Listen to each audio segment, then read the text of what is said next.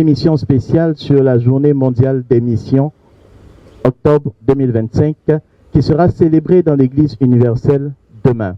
Le thème de cette Journée mondiale des missions, voulue par notre vénéré pape François, bon, j'aurais dû dire de vénéré mémoire le pape François, est missionnaire d'espérance parmi les peuples.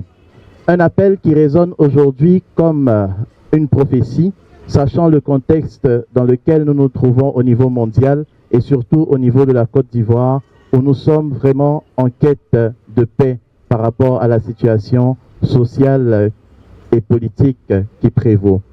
Avec moi, j'ai des personnes qui sont là pour pouvoir parler du thème, mais avant toute chose, nous allons commencer par une prière.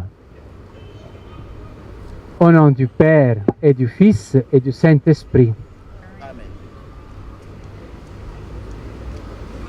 Jésus, les soirs de Pâques, quand il est apparu à ses disciples, il a dit, « Comme le Père m'a envoyé, moi aussi je vous envoie. » Nous sommes témoins de cet envoi. Nous sommes appelés à continuer cet envoi. L'envoi que Jésus a reçu du Père et l'envoi que nous-mêmes, nous avons reçu lors de notre baptême. Pour cela, demandons au Père de nous accompagner dans ce moment de partage. Notre Père, qui es aux cieux, que ton nom soit sanctifié, que ton règne vienne, que ta volonté soit faite sur la terre comme au ciel. Donne-nous aujourd'hui notre pain de ce jour. Pardonne-nous nos offenses, comme nous pardonnons aussi à ceux qui nous ont offensés. Et ne nous laisse pas entrer en tentation, mais délivre-nous du mal. Amen. Au nom du Père, et du Fils, et du Saint-Esprit. Alors, allez de toutes les nations, faites des disciples, baptisez-les au nom du Père et du Fils et du Saint-Esprit. Tel est le mandat missionnaire auquel le Christ appelle tous les baptisés. Et dans cette mouvance de la Journée mondiale des missions, comme je le disais tantôt, je ne suis pas seul. Nous allons échanger avec 4 personnes. Je vais leur permettre de se présenter. Vous avez pu voir à côté de moi un père. Il va nous dire son nom. Je suis le Père Marco, le curé de la paroisse Saint-Laurent de Yopougon-Kouté. Je suis un missionnaire de la communauté missionnaire de Villareja. Merci mon Père. Merci d'avoir dégagé tout ton emploi du temps et ton agenda chargé que nous connaissons pour être avec nous cet après-midi. À côté de lui, un laïc engagé, nous allons le connaître aussi. Bonsoir à toutes et à tous. Je suis Arsène Kouna, membre de la commission missionnaire paroissiale de Saint-Laurent. Merci Arsène d'avoir donné de ton temps aussi pour être avec nous. À ma gauche, je vais donner la parole à une sœur. Oui, je suis Sœur Valentina, je suis aussi membre de la communauté missionnaire de Villareja. Bienvenue ma sœur, merci d'être avec nous. Et enfin, une laïque aussi engagée sur la paroisse. Bonsoir à tous. Moi, je suis Hilary Conan, membre du communauté missionnaire pastorale de la paroisse Saint-Laurent de Yopougon-Kouté. Alors, nous parlons en direct de la paroisse Saint-Laurent et vous avez pu entendre commission missionnaire pastorale. Alors, pour tous ceux qui nous suivent, c'est une structure particulière que moi aussi je découvre et j'aimerais avoir un aperçu. Qu'est-ce que fait cette commission au sein de l'organisation paroissiale? Le Père Marco. Après les autres complètes. Depuis quelques années, comme paroisse, on a ressenti le besoin de renforcer, de rendre toujours plus vivante la dimension missionnaire. Donc on a commencé à demander à quelques membres du bureau du conseil de s'en charger de façon spéciale de cette dimension, pour la sensibilisation, pour l'organisation de la journée d'évangélisation paroissiale, pour piloter un jumelage avec une communauté rurale.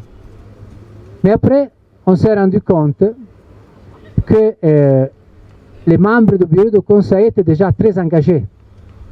Et donc, ce rêve, je dirais, ce désir, cette dimension fondamentale de notre être Église risquait d'être un peu négligée.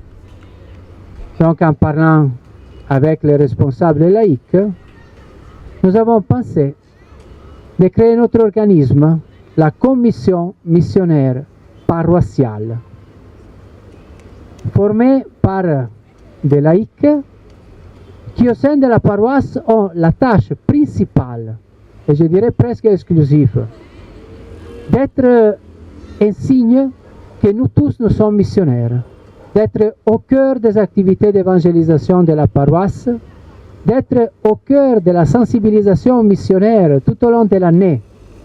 Parce que la sensibilisation missionnaire, ce n'est pas simplement un dimanche par mois. On est missionnaire toujours. On est missionnaire partout.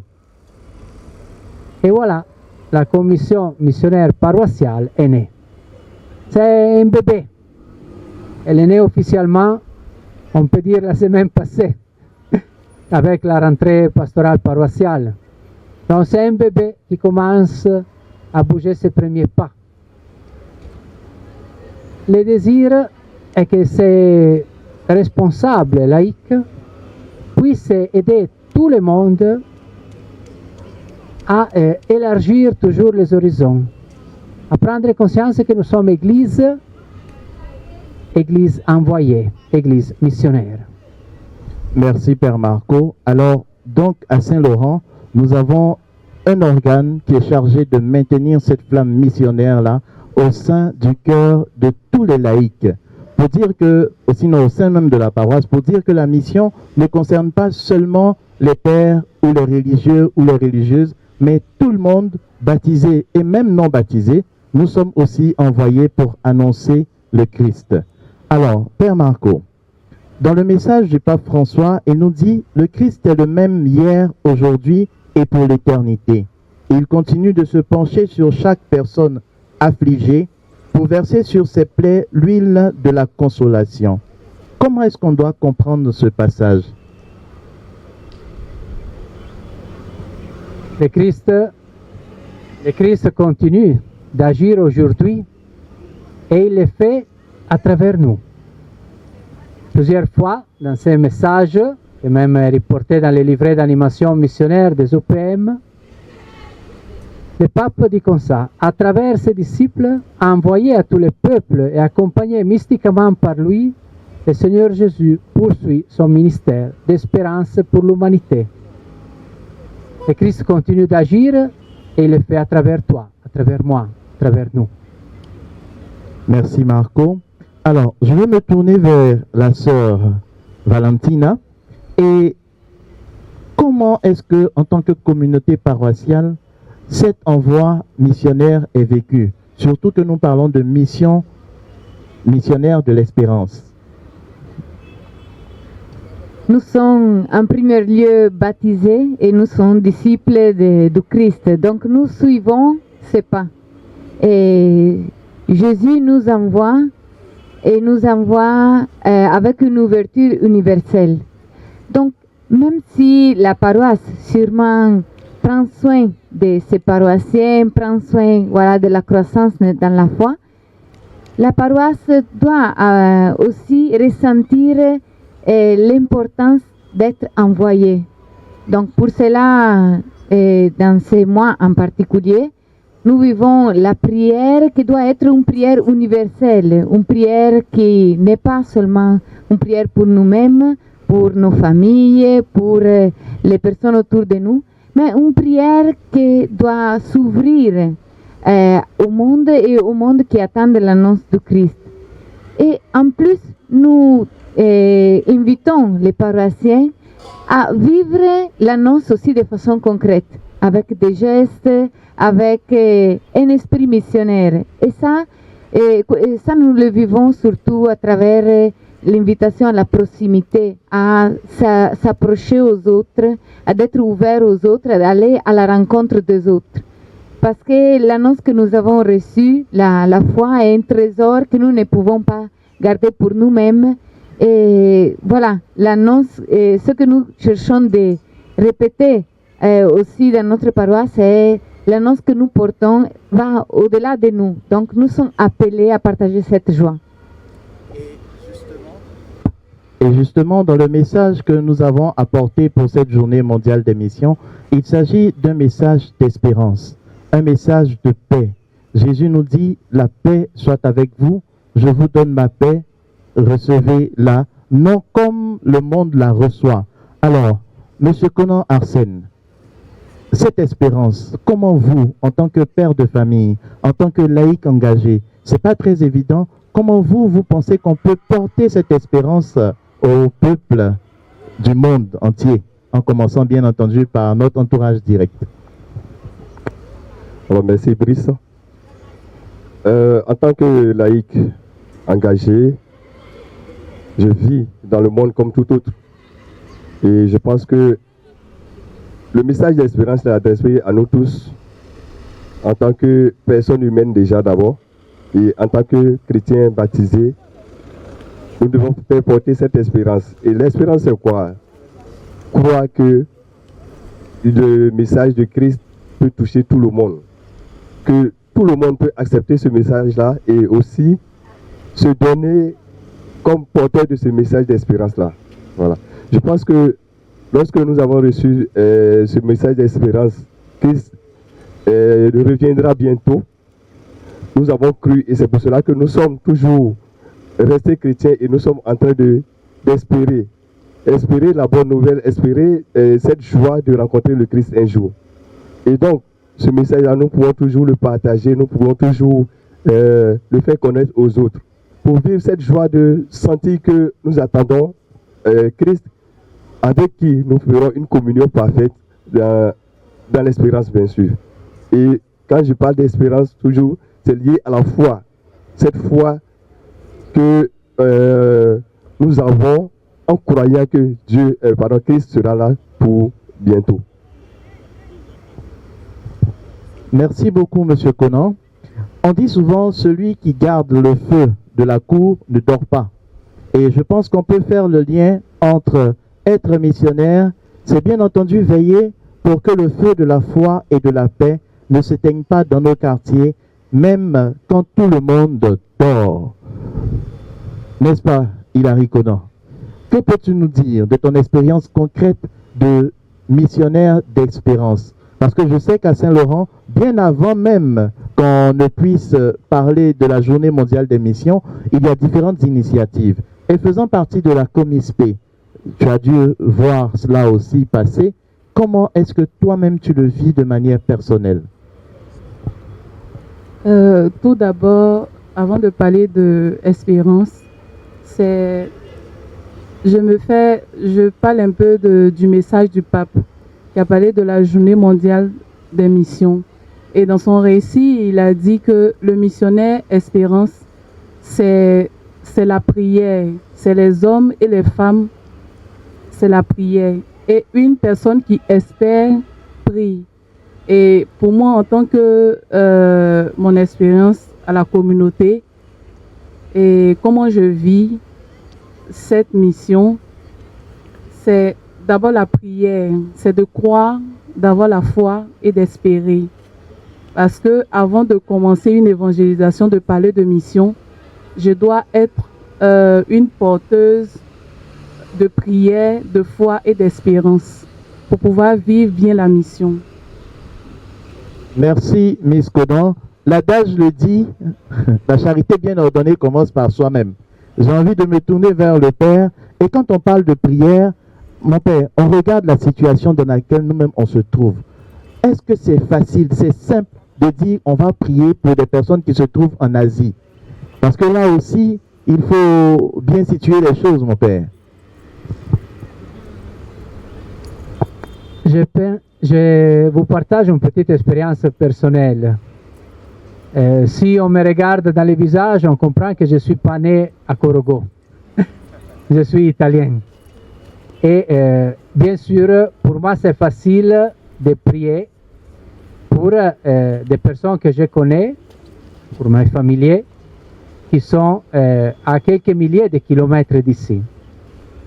Donc, la question n'est pas combien de kilomètres nous séparent, mais la question est-ce que mon cœur est capable d'arriver jusqu'à là?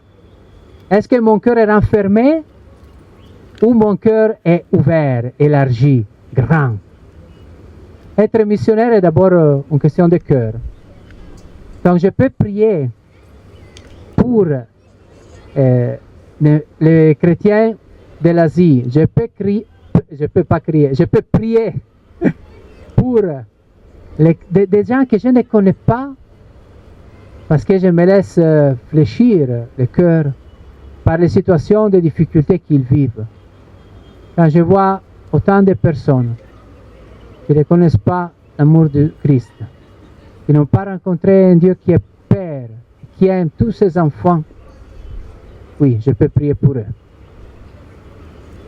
Merci mon Père pour cet éclairage. Ça veut dire que la prière est d'abord un regard du cœur. C'est un regard de ce cœur qui aime et qui veut le bien de tous. Alors, la charité bien ordonnée commence par soi-même, c'est vrai, mais il faut aussi regarder celui qui est à côté, celui qui est auprès de nous, qui a besoin. Je m'en vais pour vous présenter une dame, et non des moindres, qui vient de nous rejoindre sur ce direct. Madame Aké, bonne arrivée. Merci. Présentez-vous, on ne vous connaît pas. Je suis Flore Aké, vice-présidente du conseil pastoral paroissial du Saint-Laurent. Bienvenue, vice-présidente. Alors, merci. Je suis dans ce direct aussi. Quand on fait ce genre d'émission, c'est une occasion pour savoir, connaître certaines situations de notre Église. Alors, dans l'Église catholique, on nous dit toujours que c'est le curé qui est le président du conseil pastoral, sinon de toute la paroisse. Maintenant, vice-présidente, c'est comment? Merci. Vice-présidente, je travaille en collaboration étroite avec le curé. Au niveau laïque, au niveau des instances laïques, je suis celle qui, au niveau de l'organigramme, vient juste après le curé. Donc c'est le curé qui est le responsable, le président de toute la paroisse, et en tant que laïque, je le seconde et je travaille en étroite, comme je l'ai dit, collaboration avec lui. Pour tous ceux qui nous suivent, sur certaines paroisses, on dit c'est le président du conseil. Mon père, est-ce qu'on peut dire ça? Ou bien Madame Aké? On peut dire président du conseil laïque. D'accord. Donc laïque. Président du conseil laïque, sinon vice-président du bureau du conseil. Voilà, on a appris quelque chose. Si tu nous rejoins maintenant, tu vois que c'est une belle émission, il faut rester pour continuer. Alors, Madame Aké, nous étions en train de parler du missionnaire d'espérance et nous étions en train de regarder des aspects concrets. Nous avons pensé à la prière qui est cette ouverture du cœur, sinon les yeux du cœur regardent et empathissent avec la situation des uns et des autres. Mais à part la prière, est-ce qu'il existe un autre moyen pour concrétiser cette mission d'espérance que nous voulons porter aujourd'hui? Merci Brice. Hormis la prière, je dirais, lorsque j'ai lu le mot du pape pour la mission, la journée des missions 2025, il y a quelque chose qui m'a tout de suite frappé. Le missionnaire d'espérance, c'est celui qui s'attache à cette promesse vivante-là, concrète, dans notre vie de tous les jours. On pourrait dire une mission d'espérance contagieuse. Dans mon travail, en me voyant, je dois apporter cette espérance-là, mais qui contamine. En me voyant, les gens doivent se dire, mais pourquoi chaque jour elle sourit? Pourquoi? Il peut avoir des difficultés, il peut avoir des soucis de la vie, on est humain, mais ne pas laisser transparaître cela, être missionnaire d'espérance, c'est lorsqu'on te voit, on croit qu'il y a quelque chose, et cette chose c'est Christ qui est dans notre bac. Donc ne pas apporter cette joie contagieuse-là, cette paix contagieuse là, autour de nous. C'est pour moi, c'est ça de façon concrète, être le missionnaire d'espérance. Merci Madame Ake. Ce qui veut dire qu'en plus de la prière, on a notre attitude comportementale qui doit refléter la joie, qui doit refléter la paisibilité, même si c'est difficile. Alors, puisque la mission, elle est concrète, Sœur Valentina, tu as passé 12 ans. Et avant 12 ans en Côte d'Ivoire, et avant de commencer ce moment, ce direct-là, j'ai ouï dire que tu partais dans une autre mission, donc tu nous quittais. Quels sont les sentiments qui t'animent actuellement et quel est le message d'espérance que tu veux laisser déjà en Côte d'Ivoire? Merci. Alors j'ai eu la chance, je suis missionnaire depuis 20 ans, mais j'ai eu la chance dans les dernières 12 ans d'être envoyée ici pour servir la communauté ici. Voilà, c'est un don d'être envoyé parce que c'est une expérience très belle de se mettre à la disposition avec, comme pauvre instrument, voilà, pour la croissance de l'Église et pour diffuser, voilà, l'annonce. J'ai eu la chance d'être ici. Donc, les sentiments qui m'animent, c'est surtout la gratitude. Vraiment, c'est la gratitude d'avoir pu rencontrer Dieu ici. Ce que je peux témoigner, c'est que Dieu est présent en toute personne.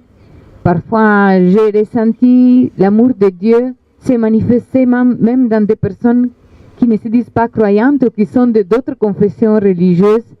J'ai vu Dieu agir dans des situations vraiment difficiles. Dans des situations, j'ai eu la chance de travailler beaucoup dans des œuvres sociales, donc d'être à côté de personnes qui traversaient des croix, qui traversaient des situations vraiment dures, mais ensemble, en regardant les situations, en vivant cette proximité, on a vu Dieu présent. Dieu qui était en train quand même de montrer sa tendresse, de montrer sa proximité. Donc, la chose plus belle que je peux témoigner, c'est vraiment que Dieu se manifeste dans la vie de toute personne. Et je l'ai vu agir ici. Et j'ai vu des personnes ici qui ont accueilli l'annonce et qui ont accueilli la présence de Dieu et ont voulu aussi changer de leur vie. Et ont accepté l'annonce dans leur vie et ont changé. Et il y a des personnes qui se sont approchées à moi parce que blessées par des situations difficiles, elles ont pu guérir et elles ont pu aussi devenir instruments et se mettre à la disposition pour aider d'autres personnes. Je connais plein de bénévoles qui travaillent actuellement à la paroisse, qui sont venus ici parce que souffrant et maintenant ils sont ici parce qu'ils ont mis à leur disposition leur force, leur capacité pour annoncer, pour témoigner que Dieu a gagné dans leur vie et ils veulent porter ce témoignage. Donc voilà, c'est Dieu présent en Côte d'Ivoire qui est la joie plus belle que je peux partager. Merci, Sœur Valentina. Et l'adage dit, quand tu n'as pas de feu, il faut emprunter la braise chez le voisin. Donc vraiment, cette braise-là et cette joie de la présence de Dieu que tu as pu regarder, nous la partageons aussi avec tous ceux qui nous suivent, afin que le feu de l'espérance s'allume dans le cœur de tout le monde. Monsieur Conan, je me tourne vers vous pour dire, vous avez travaillé avec la sœur Valentina. Qu'est-ce que vous pouvez partager avec ces personnes qui nous suivent? Alors, avec la sœur Valentine, nous avons travaillé dans les projets de la communauté.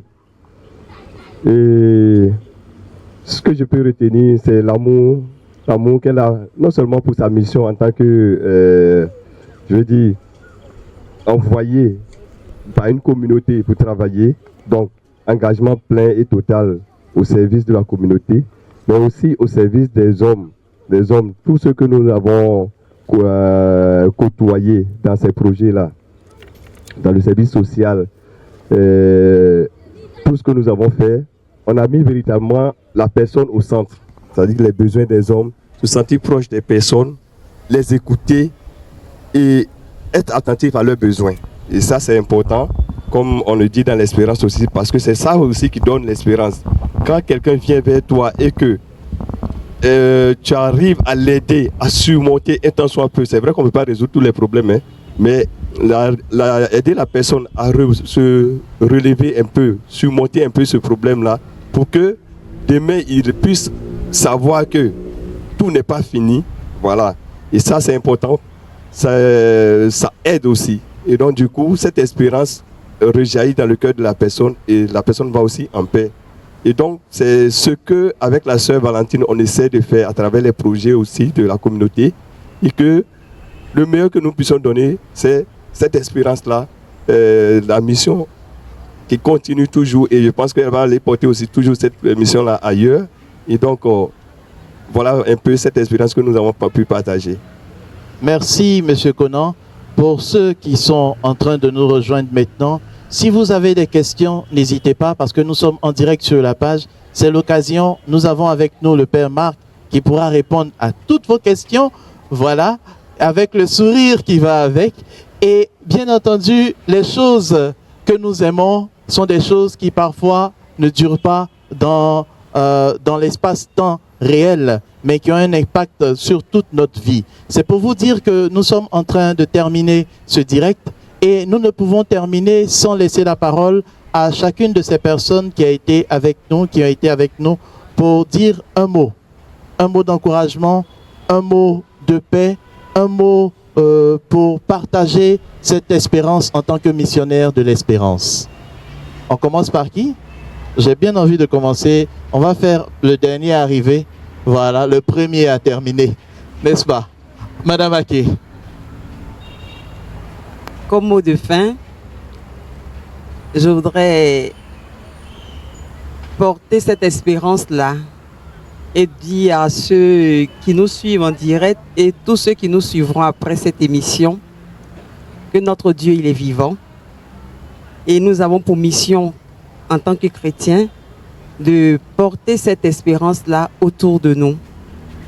La porter autour de nous, c'est regarder avec amour le voisin qui est à côté de nous, le collègue, l'ami et celui avec qui même on emprunte le véhicule le matin en allant au travail. C'est de lui communiquer cette espérance-là pour lui dire que nous sommes envoyés partout, partout et partout. Et à chaque instant, dans chaque circonstance, nous sommes envoyés. Et je souhaite aussi bonne mission à chacun de nous, tous les baptisés, parce que nous sommes tous envoyés. Alors, Madame Ake va garder le micro parce que je me rappelle, pour la mission, est-ce qu'on peut faire une mission sans ressources? Je dirais non. On peut faire une mission. Bon, oui et non. Ah, oui voilà. Et non. D'accord. Oui et non. La mission sans ressources, c'est nous-mêmes. Notre vie, notre apport personnel. Et cette mission a besoin aussi d'être accompagnée. Par exemple, avec l'exemple de la sœur Valentina qui vient, qui a besoin de partir aussi sur d'autres contrées. Et même ici, nous avons besoin. L'année dernière, nous sommes partis à Kosiwan. Nous sommes en jumelage avec la paroisse de là-bas.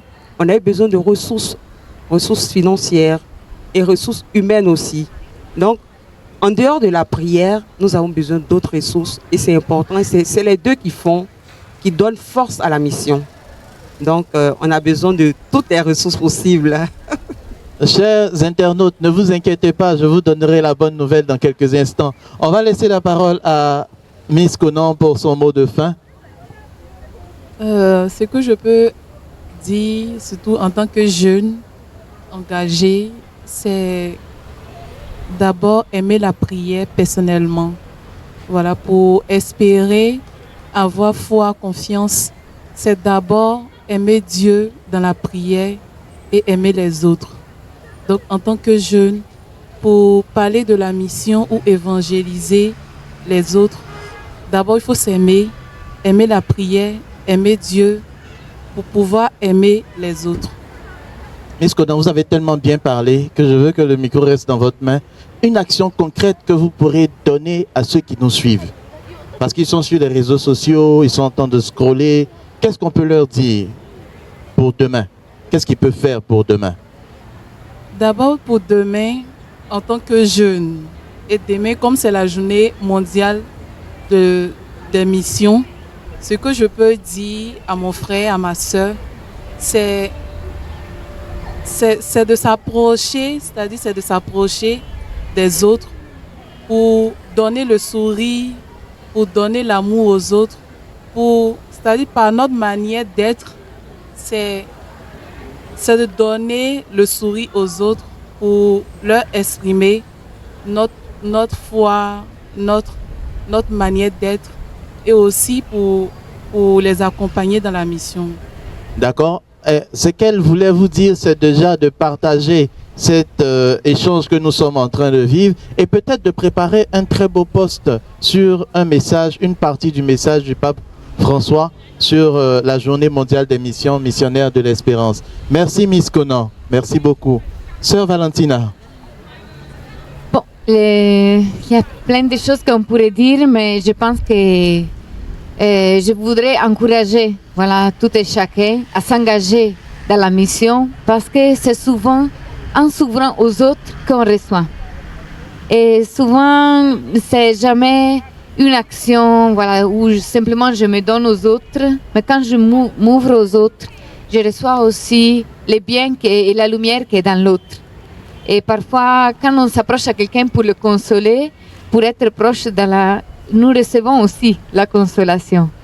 Donc, être missionnaire est une expérience qui nous enrichit et nous fait grandir. Et donc, nous n'avons que se jeter à l'eau, pour s'engager dans la mission, parce que c'est quelque chose qui nous fait grandir nous-mêmes et nous fait du bien, fait grandir aussi l'Église comme communauté.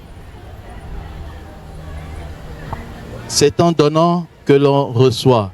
Ça, c'est une phrase que je retiens de la prière de Saint François d'Assise. Et si nous avons la main fermée, nous ne pouvons rien recevoir. Il faut donc ouvrir la main, il faut ouvrir aussi le cœur. Et certainement, Dieu, dans sa toute puissance, nous comblera de tout bien et de toute grâce. Monsieur Conan, ce n'est pas pour conclure, mais c'était pour vous donner la parole. Merci encore, Brice. Alors, pour finir, je voudrais dire que cette mission que le pape nous confie en tant que missionnaire d'espérance, c'est de s'engager pleinement, s'engager à tous les niveaux, que ce soit au niveau physique, parce que au niveau paroissial, il y a des activités, il y a des choses, il y a des groupes et mouvements et tout ça. J'ai remarqué que nous, chrétiens, on n'aime pas s'engager dans les mouvements, les groupes et mouvements, alors que c'est là qu'on vit aussi cette expérience de partage et d'espérance. Le fait de travailler ensemble aussi donne de l'espoir. Et donc c'est bon de s'engager dans les groupes pour pouvoir travailler ensemble. Comme vous l'avez dit aussi déjà, au niveau financier, la mission a besoin de moyens. Ça, il ne faut pas le cacher. Donc, ouvrir nos cœurs, ouvrir nos mains, en tout cas tout ce qu'on peut, nos bourses. Voilà, ouvrir nos bourses pour pouvoir accompagner la mission. Et puis, prier aussi pour cette mission-là. Et puis voilà. Le dernier mot, c'est que il faut qu'on puisse aussi soutenir nos missionnaires, nos frères et sœurs, et même nous laïcs aussi se soutenir dans cette mission-là, parce que on a tendance à dénigrer les autres. Et dénigrer les autres aussi, ça peut porter un frein aux activités d'évangélisation. Mettons la main à la pâte plutôt que de critiquer. Voilà. Et donc c'est sur ça que je voudrais terminer, pour dire que voilà, on doit tous s'engager de façon pratique et physique aussi. Merci M. Conan. Donc une invitation à la bienveillance les uns à l'égard des autres. Et surtout, j'insiste sur un point. Demain, dimanche 19 octobre 2025, il y aura la journée mondiale des missions. Et à cette journée mondiale des missions, il y a la quête impérée pour toutes les œuvres missionnaires. Donc les projets missionnaires, à savoir la formation des catéchistes, l'aide aux jeunes églises, le soutien aux prêtres et même aux communautés pauvres. C'est une occasion aussi de contribuer à cette mission-là. Voilà. N'hésitons pas, demain quand les pères parleront de cette quête impérée, soyons généreux. Père Marco, on va te laisser boucler la boucle avant que je ne termine de fermer cette boucle. Pour dire qui n'a pas encore été dit. Moi, je dirais simplement, le Christ nous confie sa mission allons seulement. Parce que chacun de nous est précieux aux yeux de Dieu. Chacun de nous a une mission et Dieu nous fait confiance. Il nous envoie. Là où nous sommes, partout dans le monde, avec son style, un style de tendresse, de joie, de miséricorde, de paix, de proximité. Allons seulement. La mission est notre affaire. Allons seulement, la mission est notre affaire. Aujourd'hui, nous avons compris que l'espérance chrétienne n'est pas une idée, c'est une présence. C'est Jésus lui-même qui marche avec nous, qui nous relève et qui nous envoie vers les autres. Le pape François nous rappelle que le Christ continue d'apporter l'espérance là où l'humanité souffre. Et nous, c'est-à-dire nous qui sommes ici, vous qui nous suivez, vous qui verrez plus tard cette émission, ce direct, vous êtes tous concernés par la mission. Allons seulement, et j'aimerais terminer avec ces mots du pape Léon XIV, avec ses premiers mots qui nous disaient « La paix soit avec vous ». Et c'est le vœu que j'émets à chacun de vous, à toute la Côte d'Ivoire et au monde entier, que la paix soit avec vous. Amen. Merci de votre présence. C'était en direct de la page des œuvres missionnaires, des œuvres pontificales missionnaires en Côte d'Ivoire. Que Dieu vous bénisse.